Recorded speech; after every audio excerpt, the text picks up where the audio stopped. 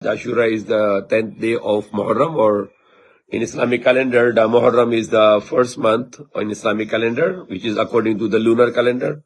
The Ashura is the 10th day of the Muharram. It is a very significant value in our religion.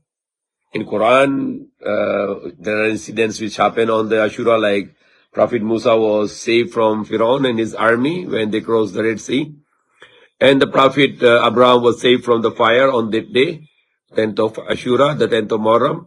And the Prophet Yunus or Prophet Jonah was saved from the whale on the same day. Prophet Adam was forgiven, and Prophet Noah was saved through the ship with his people, with his family and believers. And also the Prophet Ayub or Prophet Job, he was cured. So many things happen, and also there will be going to be a day of judgment on this day, and it will be a same Friday also.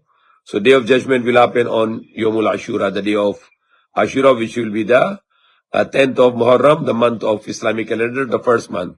But what is the most important thing we need to discuss is that night, that day, the 10th of Ashura, the Prophet Muhammad's family, they give sacrifice. His grandson Hussein included his family, they all sacrifice. All the male members of the families and all the friends were sacrificed for the right, for the justice, and the female family members of Prophet Muhammad were the prisoners of wars, captives, and they suffered a lot for this. Prophet Muhammad, he also mentioned about his grandchildren, the Hussein and Hassan, that they will be the leaders of paradise. So it's a very beautiful story, and it's a very great message. Even the non-Muslims, they get the lesson from this message, that how you can get freedom, how you can get justice in the world, how you can stand for the right. Like Mahatma Gandhi, one of the great leaders in India who struck against the British for the freedom, and then he also copied the struggle of Hussein, the grandson of Prophet Muhammad sallallahu alaihi wasallam. Even the first time when he wanted to get the sword from his own land, which is controlled by the British rule, he went with the 72 people, because the Hussein was with 72 people, with mostly women and children, who were attacked by the army of 30,000 people. And then they did not surrender because this army was wrong. Yazid, the king, was wrong, and he was a monarchist, and monarchy is not allowed in Islam. So he waged the war against Yazid and gave his life and his family's life, and rest of his family, female members, were captured. Only one male member of his family was survived, Ali or Zainul Abidin. Even the Nelson Mandela, the great leader in Africa, in South Africa, who was waging war against, who wanted to get freedom for his people, who were colonized by the British government. He was captured and put on the Caribbean island, and for many years, and then he was about to give up. He was about to give up, and that night, when he was thinking that tomorrow morning I will give up, he remembered the story of the Hussein, that he did not surrender on that night before the Ashura, the daytime, when there is going to have a battle, and they are surely going to be all martyred on that day. But they did not back out. They went ahead and they sacrificed for the sake of Allah. They give their lives, but they never surrender to the evil. They never surrender to the wrong. They never surrender to the tyrant, and they never surrender to the injustice. So Nelson Mandela said, when Hussein can sacrifice all his family, including himself, why I myself only I cannot fight for the justice, for the freedom of my people? So he continued, and 25 years after, he got the freedom from British rule, and then he became the first president of South Africa. So there are many other people who take the lesson, and they learn from the story of the Hussein, that how great and brave man was he, that he did not accept the unjust rule of Yazid, who took the rule from monarchy of his father. His father Muawiyah, he just gave it to him that you are my son, so you are going to be a ruler, and which is against Islamic law, which is against the law of Islam. Like Prophet Muhammad sallallahu alaihi wasallam, when he was the ruler, or even the before, like Prophet Adam was the first caliph on the earth, and then Prophet David was the Khalifa, the ruler. He did not give away his rule to Solomon the prophet, because of his son. But Prophet Solomon was prophets, and in the presence of prophet, no one else can be a ruler, because prophet is a great authority from God. So Prophet Solomon, he did not take over the monarchy of his father. Rather, he was the right person to be ruled that time. Like Prophet Muhammad, when he was a ruler in Medina, then the empire was expanding, the rule of Islam was expanding in the world. When he was about to die, he did not appoint his uncle Abbas or his cousin, which is like brother Da Ali, to be a ruler. No. None of his relative he give the authority or priority to be Khalifa. He leave it to the Muslims to choose their leader. So, and then he give some hint, some signs, like when he was very sick before dying, he always let the Abu Bakr to be Khalifa, to be Imam. So it means that Abu Bakr is supposed to be the leader of the Muslims, to be ruler. So when Prophet died, Abu Bakr became the Khalifa. When he became the Khalifa, he ruled with justice. He bring the justice to the world with equality, with abundance, and with welfare of the people, and with the law of the land. And then there was a peace, and there was lots of expansion of the empire. And when he's about to die, he let Umar to be Khalifa, and Umar was not his relative also. He's not from his progeny or from his children, no. He was just from other tribe. He let Umar because he was with good age, because age is very big factor for a ruler. You cannot make a young person to be a ruler. The person should be matured, more experienced, like 60 years old or 55 years old, something like that. So Umar became Khalifa, and he became the very powerful Khalifa. He expand the rule of Islam from Medina to Arabia to Africa to China to India to Europe, and was keep on expanding. When Umar died, he gave the 6 people's cabinet to choose one among these 6. And who are these 6 people? Usman, Ali, Talha, Zubair, and 2 more. And the people, they choose Usman because he was elder also. And that was accepted by everyone. And when there was a fitna came, when Usman was giving the governor positions to his relatives, and people revolt against him, especially from Egypt and from Iraq. And they came to Medina, then they seized the water well, which he was the one who donated, and they killed him, they martyred Usman. And now the people choose Ali to be the Khalifa, the ruler.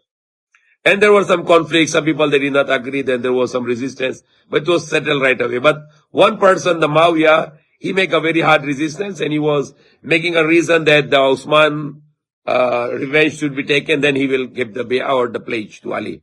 And it was wrong demand, because you should give the power in the office, and then when he has administration in his hand, then Ali can take the revenge for the Usman. So the Muawiyah did not agree. Then finally, the Ali, he waged the war against him, and he let Muawiyah to surrender. And the Muawiyah said, let's make the judgment with the Quran. So while they were doing solving the dispute, some people came to Masjid, the Khawarij. They don't want to stop the war with Muawiyah, so they killed Ali radiallahu anhu with on his head. And before he died, he did not also appointed his son to be Khalifa, the Hassan, because it's not allowed in Islam to be a monarchy system. It should be chosen by the Muslims among themselves as their ruler.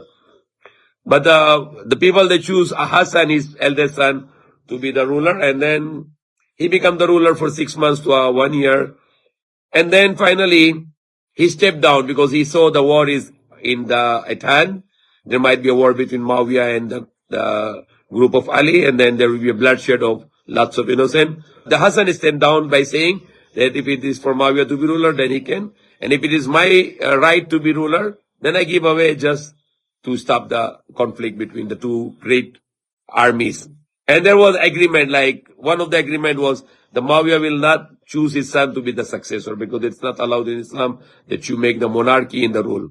It is not the inheritance of the people, the rule of Islam, but it is the amana, it is the trust from Allah. So it should be given to Muslims to choose the best person to rule. And there were also some stipulation, the conditions that the Ali will be not cursed, but these conditions were not followed. All those conditions were not followed. Ali was being cursed during the Muawiyah's rule for 20 years. He also, after 20 years of rule, he unjustly, arrogantly, and breaking the rule, the law of Islam, he appointed his son to be ruler, the king. And he wants everybody to pledge him by force. So when Muawiyah died, Yazid, he tried to impose the bay'ah on people of Medina and Makkah, and they declined. The great Sahaba declined, Abdullah bin Umar, Abdullah bin Abbas, Hussein bin Ali, and many other, Abdullah bin Zubair, also the great companion of Prophet Muhammad, they declined because it's unjust. And he has a problem with alcoholism. He has a problem with corruption. He was corrupt, and he was like a king. Because in Islam, the rule of the Khalifa is like a public servant. He cannot have the palace, he cannot have the throne, he cannot have the crown, he cannot have the expensive luxury clothes. Rather simple person who is going to be a public servant, who is going to help serve public for their needs and then for their ruler. But Yazid was not like that. He wanted to be like a king with throne, with palace and luxurious life, and using the funds of the people, the money of the people. Like what happened like in Philippines, lots of corruption. So the local governments, they have a big palaces and they have a big cars and expensive luxury cars for millions of 10, 20 million car, Ferrari. They are using the money of the people for their luxuries, and which is very bad, which is like stealing. So Yazid was something like that. He was giving gift to the people to control them. So Hussein, the grandson of Prophet Muhammad, he knows that's against Islam, the monarchy, that the father rule was taken by the son. And then he has a problem with alcoholic, and he play with the animals like monkey and like gambling, and then he also do the bad things like corruption in the land and injustices. There were no justice in system in the rule of Yazid. And he was not yet totally a ruler because everywhere there was a revolt against him. So people in Kufa, which is the headquarters of Ali that time in Iraq, they wrote the letters to Hussein that you come, we want to make place to you. We want you to be Khalifa, and we don't want to place to Yazid.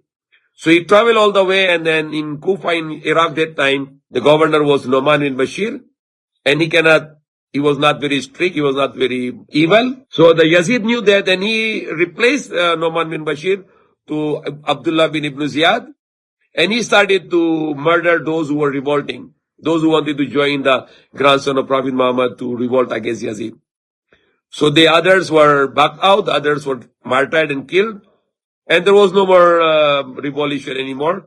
Now when Imam Hussein was already received the letter that there are army who's ready for him in Kufa in Iraq, it was changed already. When he's on the way, then he was stopped by the army of Yazid in Karbala. It is a place near to the river of Euphrates. Karb means is the pain or sadness, and Bala means a test, the trial. Karb and Bala. He was stopped there, and the army of Yazid, who was led by Amr Saad, his father was very good man, Saad bin Abi Waqqas, who conquered the Persia. But his son was opposite to him because of the greed given by the Yazid that I'm going to make you ruler for the Ray. Ray is Iran today. And then you have to kill Hussein and his companions. And there was other bad people like Shimar and other people who were in the part of the army. So they said, Hussein, if you're going to place Yazid and accept him as your ruler, then we will let you go. If not, then we are going to slaughter you all. Now, Hussein was a grandson of Prophet Muhammad. He cannot do it that I can go against Islam because he cannot give the good example. He wants to give the right example that I will not accept the injustice. I will not accept the evil. I will not accept the wrong. I will stand for the truth, and I will die being a brave person and not to be a coward. So he said, no, I will not accept Yazid because he is against Islam. His rule is against Islam. His becoming the ruler is against Islam because he take the rule of his father, monarchy, which is being demolished in Europe and America today. In all around the world, kingdoms are being demolished, and people don't want the demolished. They don't want the kingdoms anymore because kingdom is always abuses. They get the money of the people, they control the money of the people, then they abuse the money of the people.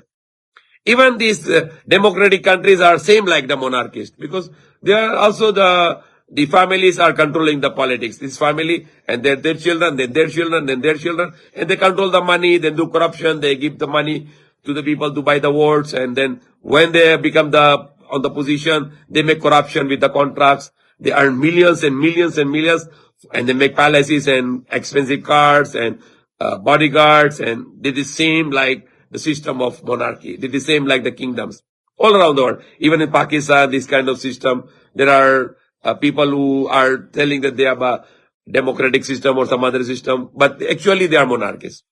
Islam is better than democracy. Islam is better than monarchy. Islam is the rule of the creator, the one who created. So his rule is just.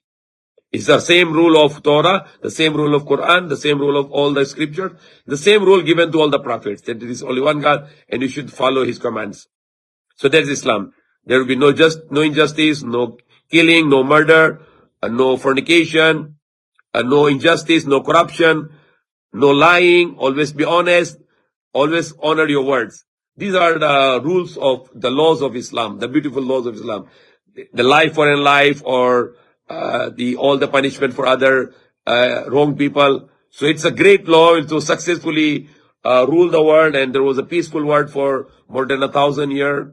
And Islam proven that Islam can solve all the problems of humanity.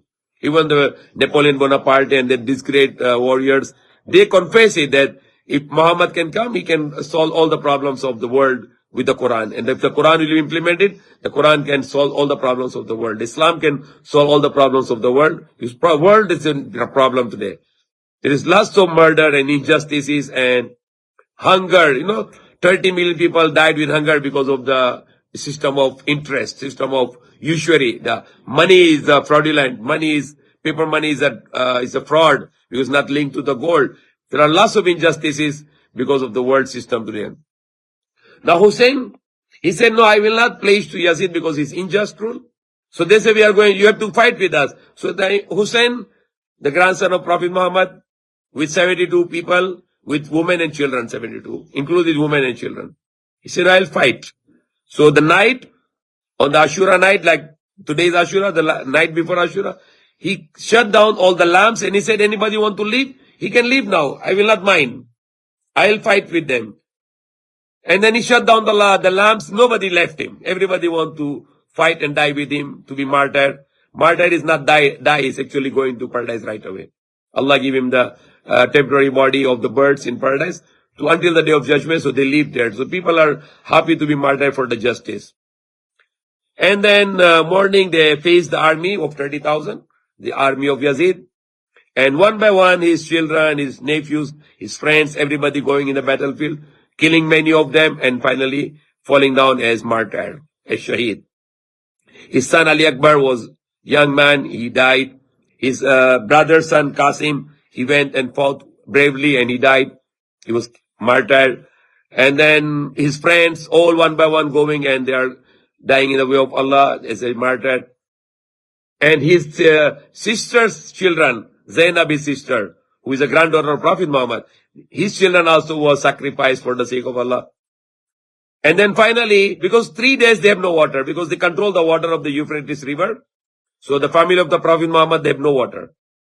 And they were thirsty for 3 days. For 8, 9, and 10 of Muharram, they have no water, access to water, so they were thirsty and hungry because they were controlled by this army. So they cannot eat and they cannot drink the water.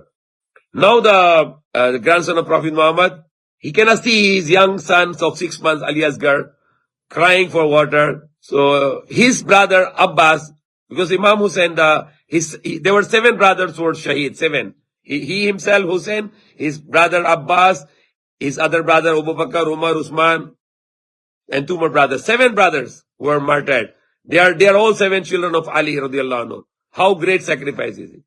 And then his brother Abbas, he said, okay, let me go. He's a brave man. I will go and fight to that army and get water. So he go along the army. He straightly go, killing them. He reached to the river and he wanted to drink water to get his strength, but he remembered of the children. So he did not drink even a drop of water. He carried the water and then he was going back to the camp to give water to the children and women. And he was attacked by the arrow. The first arrow, and then he was attacked by the swords. When they see he cannot stop, they cut his arm and he hold the skin with water skin with another hand. They cut his other hand. Then he hold the skin with his teeth and he was running towards the camp to bring water to his family, to the children and women. And the last adults to be drink. He did not drink himself. And they shoot the arrow to his skin, the water skin. And water was maybe like poison or it's already fall down. And then finally they cut his head, they slaughtered him. And that was a great man Abbas. He was a very ferocious warrior. He fought, he killed hundreds of them. And finally he fell down. And then Hussein, he came with the son and then he put him in the front of these people, these the stoned heart people. He showed them this baby cannot fight with you. Just give him one sip of water so he will stop crying. Then one of the people, he shoot the arrow with the three mouth and hit on the throat of the Yazid, the son of Imam Hussein. And he was martyred, Shaheed. He get the blood in his hand and he show it all in the above. He said, Allah, I give this blood for you also. Sacrifice for you. Just for you to be happy with us. And then one by one, everybody was sacrificed in the way of Allah. And then finally, Hussein, he went in the battlefield. His sister let him to ride the horse. And one of his son left. He was very sick, high fever. Ali his name, but they called him Zainul Abidin. He was the survivor, and from him the Prophet Muhammad generation was continued. So he went to the battlefield and he told them, I am the grandson of your Prophet, who you believe Prophet. Why you want to fight? Why you want to kill me? Their heart was sealed. They did not mind this. They attacked him. He killed hundreds of them. And he has more than 100 wounds on his body. Sword and his spears and arrows and all his body with the blood. And then finally he fell down after killing many of them.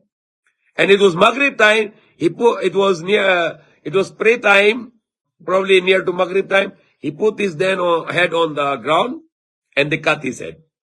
And then his head and head of the other Ahl Bayt, they brought it to Yazid in Sham, in Syria for 1,600 miles, thousands of kilometers.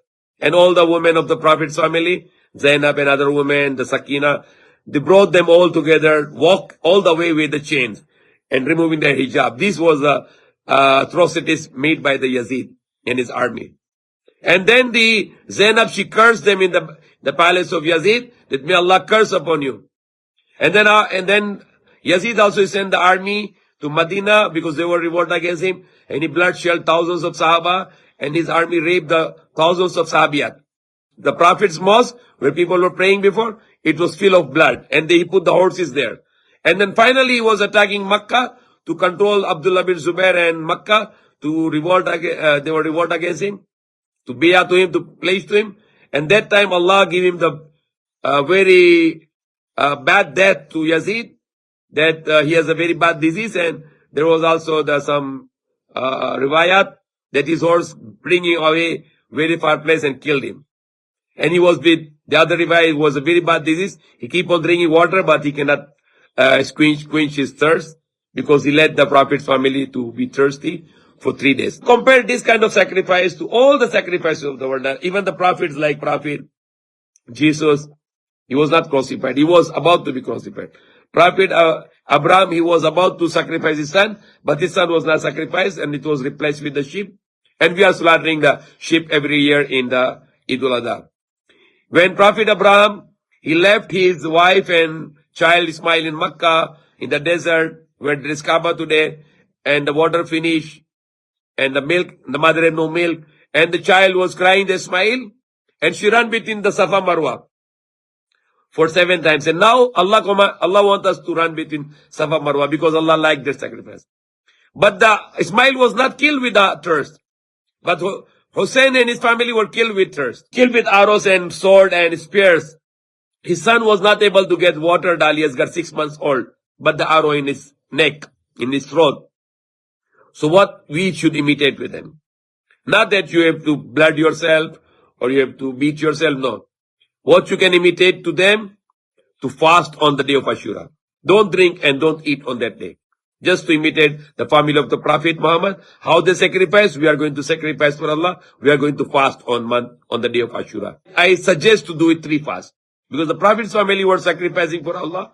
They were hungry and thirsty for 8, 9, and 10. So we will fast for 3 days. Inshallah, we are going to have these 3 fasts for the sake of Allah, to imitating the sacrifice of the Prophet's family. Like the sacrifice of the Prophet Ibrahim family. So he wants us to run between the Safa Marwa, where the mother was running between, just to look for the water for the baby, for her child, for the son of Ibrahim. But Ibrahim got the Zamzam, and still Zamzam for 5,000 years is giving to the whole world today by the blessing of Allah subhanahu wa ta'ala. But Ali Asghar was not able to drink water. So what is the best thing we do? we must fast on at least on the Ashura day. And must fast on that day. That will be also day of judgment on the Ashura day. So inshallah, we must fast on the day of Ashura to imitate the sacrifice of the family of the Prophet Muhammad sallallahu alaihi wasallam. That they sacrificed for Allah and they were thirsty and hungry. So we are going to copy them, imitate them to fast on the day of Ashura. And there are many other things happen on this day. Many prophets, they get salvation on that day. Another thing which we can learn from the Hussein and his family, Ahl Bayt, how they sacrifice to stand against evil, stand against a monarchist, stand against the injustice of Yazid. So we always be like this. Never accept the wrong. When you see evil, stop with your hands. If you see the crime, do something. Report to the police, report to the enforcement agencies, or report to the authorities that you want to stop that crime. Never afraid with people. Fear Allah, always stand for the right. Always stand for the truth, because it is one of our condition for our salvation. Allah said, وَالْعَصْرِ إِنَّ الْإِنسَانَ لَفِي خُسْرٍ إِلَّا الَّذِينَ آمَنُوا وَعَمِلُوا الصَّالِحَاتِ وَتَوَاصَوْا بِالْحَقِّ وَتَوَاصَوْا بِالصَّبْرِ. Surely all the man is in loss, except those who believe, and those who do good works, and those who advise, stand for the right, advise for the right, and those who advise for the patient. So if you want to salvation, never look the evil and don't just run away. No. Look something to stop evil. Prophet said, if you see evil, stop with your hands. If you cannot stop with your hands, stop with your words. And if you cannot even stop with your word, you are in that much weak condition, then he said, curse in your heart. If you see evil and you don't do anything, even your heart is not feeling uncomfortable, then you have no iman, because Prophet said, to curse in your heart or to do something in your heart that it is evil, he said, ذَلِكَ أَضْعَفُ الْإِيمَانِ, that is the weakest of the iman. There is no iman after this. If you don't feel you see evil, people selling haram, they eating haram, they worshipping idols, they do injustices, they stealing, they cheating people, and you don't feel anything, you see the nakedness, you see lots of people see watching pornographies, doing fornications, drinking alcohol, taking drugs, and you have no anger to them, you have no anger in your heart, you have no iman. Because our Prophet says, ذَلِكَ أَضْعَفُ الْإِيمَانِ. If you feel something in your heart against the evil, that is the weakest of the iman. Pinaka-mahina na iman. ذَلِكَ أَضْعَفُ الْإِيمَانِ. Okay? So, stand for the right. Don't, you see a woman being abused and you just close your eye, you are not a believer. You should rescue that lady. You see somebody stealing, you should stop them to stealing. You see somebody is doing injustice, you stop that injustice. That is the lesson we can get from the sacrifice of Hussein. As I said, that the great leaders like Nelson Mandela, Mahatma Gandhi, and many other leaders, they learned these things and how to struggle for the freedom, how to struggle for the justice, and how to struggle against evil. Prophet said, if you protect your property and somebody kills you because you're protecting your property, you are martyr, you are shaheed. How much more if you protect your family? If you protect your family and somebody killed you, then you are going in paradise because you are shaheed, you are martyr. That's what the teachings of Islam. So protect your community, protect the people you are living with, protect your neighborhood, protect your our relatives, our families, protect our communities. That is how a Muslim work. He don't mind his life, but he mind that I need to stand for the justice, I need to stand for the right, and I have to stand against the evil, and I have to stand against the wrong, I have to stand against the crimes, I have to stand against the sins and evil. So that is one of the great lessons we can get from the Hussein, that he can only say one thing, okay, I accept Yazid. And he can save his family. Everybody will be saved. But he said, if I do this, then he is going to give a bad example. And he cannot be called, like Prophet said, the Hussein and Hassan will be the Sayyid al-Shabab wa Halil Jannah. They will be the leaders of the youth of the paradise. Why? Because they know how to sacrifice. If you don't sacrifice, you have no way to go to paradise. So Allah said, you think that you can enter to paradise, but you are not being tested. So there is a test for you, and you have to sacrifice, then you are entitled to go to paradise. No sacrifice, no paradise. You need to pass the test. You need to do sacrifice. Even the sacrifice of your sleeping. Fajr, you don't like to wake up, but you sacrifice, I will wake up to Fajr, because it is Allah command me to wake up Fajr. You are hungry and you can look the haram food. No, I will not eat haram because Allah wants me to eat halal, the lawful. Cannot eat the pig, cannot eat the blood, cannot eat which is not slaughtered in the name of Allah. And example, you are with friends and the friend said drink alcohol, and I will not drink, I sacrifice because it is haram to drink alcohol. For example, you like a girl and you will not make her a girlfriend, you will not do any sexual relation with her without marriage, you will sacrifice. No, I should marry that girl. You love her, marry her, but no illegal relation. So you sacrifice. A man can reject the offer of a woman who want to make wrong with illegal relation with him. And he said, no, I fear Allah. So these are the sacrifices. You need to learn to be sacrificed. That's what we learned from the story of the Hussein, that he stand up against this unjust ruler Yazid, who was taken the rule from his father, because he was just son of Muawiyah. He was not even a Sahabi. He born after many years of the death of the Prophet Muhammad. And there were thousands of Sahaba, great Sahaba like Abdullah bin Umar, the son of Abu Bakr Siddiq, the son of Ali the Hussein, or the son of Zubair, the Abdullah bin Zubair. There were great Sahaba, and he rejected them all, the Muawiyah, and he take his son to be ruler, which is monarchy, which is being happen in the Middle East and also in other countries like Pakistan. There are some political families we call dynasties. It's same in the Philippines or around the world. There are dynasties who control the rule. So there is always monarchy, even though it is not showing as a monarchy, but it is the dynasties. Like in Pakistan, there are some families who control their children, then their children, then their children take rule because they play with the money, they buy the people. So that is similar to a monarchy, but they use it the different terms, which is they call democracy or rule of people. But it is still not rule of people. It is rule of the rich people. It is rule of the some families or dynasties. Okay, they still buy the people with the money. The Islam is the best because it is the rule of the God, and it's always justice. It is always bring the blessings to the people of the world. So may Allah guide us. May Allah give us a lesson from this. And we are living in any world, any part of the world as a Muslim, we need to help the people of the country. Like Philippines, we need to help for the goodness, to protect them from the evil, or to help to the police of the country against the evil also.